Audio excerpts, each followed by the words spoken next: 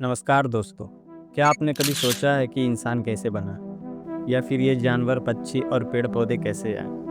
क्या ये सब भगवान ने वैसे ही बना दिए जैसे हम आज इन्हें देखते हैं, या फिर इसके पीछे कोई वैज्ञानिक प्रक्रिया है? आज हम बात करेंगे एवोल्यूशन, यानी विकासवाद की एक ऐसी थ्योरी जिसने विज्ञान की पूरी दुनिया को बदल दिया। कई लोग कहते हैं ये तो सिर्फ एक थ्योरी है, लेकिन वैज्ञानिक भाषा में थ्योरी का मतलब सिर्फ अनुमान नहीं होता, बल्कि ऐसे विचार जो बार बार परीक्षण में सही साबित हुए हो।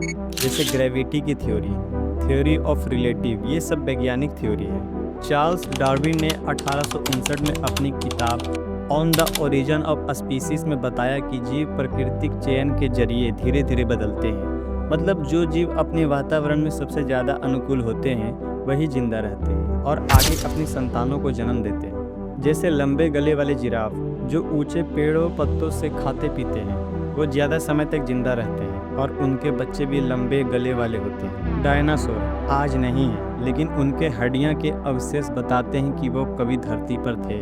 इसी तरह इंसान और चिंपांजी का डीएनए 98% एक जैसा है। यह बताता है कि दोनों को कोई साझा पूर्वज, कॉमन एंसेस्टर था। इवोल्यूशन एक सिद्धांत थ्योरी है, लेकिन यह तथ्यों पर आधारित है, जैसे पृथ्वी का गोल होना।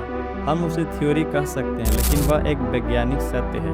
इवोल्यूशन भी ऐसा ही है, परमाणु से भरा हुआ वैज्ञानिक सिद्धांत। इंसान बंदर से नहीं बना है, बल्कि इंसान और बंदर का एक समान पूर्वज था।